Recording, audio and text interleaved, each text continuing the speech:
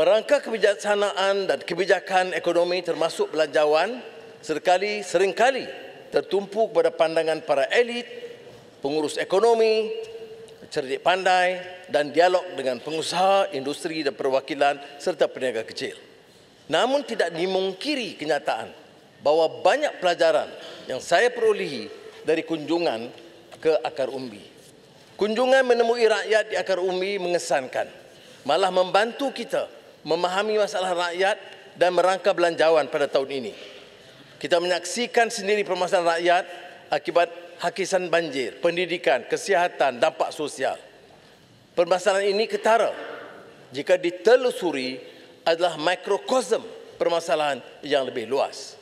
Walhasil, selain dari prakasa ekonomi makro yang diolah oleh belanjawan, persoalan kritis ialah bagaimana dasar yang mantap, kerangka yang canggih akan menjamin manfaat langsung kepada rakyat.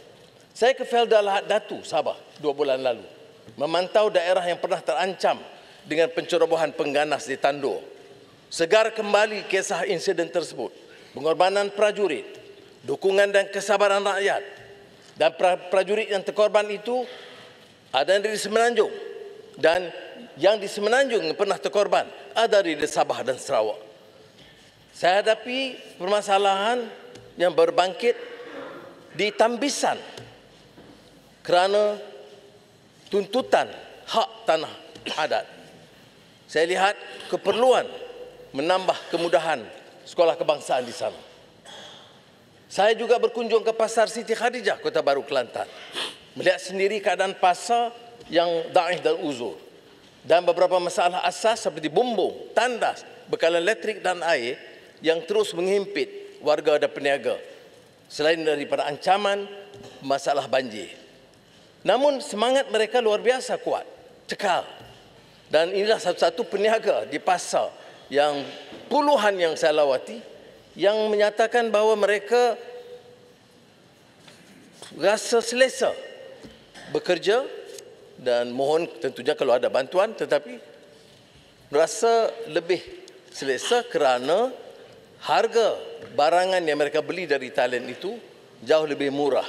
Ini salah satunya pasar yang beritahu saya mereka berpuas hati kerana barang yang mereka peroleh murah dan dijual dengan harga lebih murah ketimbang kota-kota lain. Sebab itu saya segera mengumumkan peruntukan 5.5 juta ringgit bagi menambah baik pasar ikonik tersebut dan mendapat kerjasama daripada kerajaan negeri. Lawatan saya ke Kapit, Sarawak, meninjau kemajuan beberapa projek pembangunan termasuk IPD Kapit dan jalan yang telah kita luluskan dan telah mula dikerjakan. Kapit merupakan daerah yang terpencil dan miskin. Namun saya terharu saat disapa oleh seorang ibu dari desa berlari berhampiran hadir hanya untuk menghadiahkan sehelai vest yang dibuat sendiri dari manik dan tenunan sendiri. Ketua Masyarakat Iban menyerahkan pakaian tradisional yang segak dan sungguh mengesankan bagi saya dan mengagumkan Azizah. Ternyata semangat segulai sejalai begitu mengakar dan menjalar hingga ke akar umbi. Di akhir acara saya berkunjung ke rumah panjang Robert, Nangga Sebatu untuk ketemu pemimpin tuan rumah selain masyarakat setempat. Dan ditambah lagi kerana saya lihat sendiri hakisan sungai yang dibuat permohonan berapa lama tetapi mereka rasa terdesak kerana hakisan itu menghampiri rumah panjang mereka. Maka saya luluskan segera 2 juta ringgit untuk kerja-kerja menangani masalah hakisan tersebut. Jadi musibat banjir lazimnya turut memusnahkan tanaman.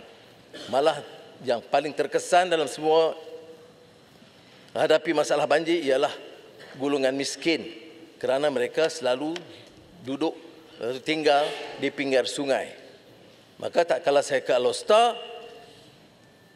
berunding dengan badan-badan agensi kerajaan persekutuan dan jabatan dan kerajaan negeri, saya setuju untuk meluluskan 13 juta ringgit untuk perbaiki infrastruktur, kemudahan sekolah dan bantuan kepada rakyat dan pesawah yang terkesan.